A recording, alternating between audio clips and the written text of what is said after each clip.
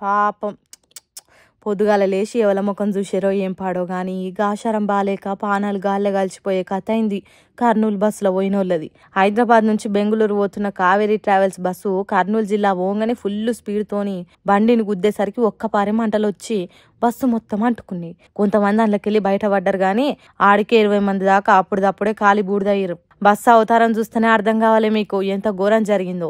జీవిడిచిన వాళ్ళ దాంట్లో ఇగో ఈ అన్నోళ్ళ కుటుంబం అంతా కాలిపోయిరట. పిల్లలు ఎంత చిన్నగున్నారో కదా పాపం. వాళ్ళ జీవితంలో ఏం చూసిరని అప్పుడే ఆయుష్ తీరిపాయే. ఇంకా గిదైతే మరీ ఘోరం అబ్బా. ఈ తల్లి కొడుకులు ఇద్దరు బెంగళూరు నుంచి దీపావళి పండుగ కోసం వచ్చి తిరిగి బెంగళూరు పోతుంటే ఇద్దరు లేకుండా పోయిర్రు. వీళ్ళనే కాదు సాఫ్ట్వేర్ ఇంజనీర్లు కొందరు కొలువు పని మీద బెంగళూరు పోతుంటే పాపం వాళ్ళు కూడా చచ్చిపోయిర్రు ఆ మంటలలో జిక్కి.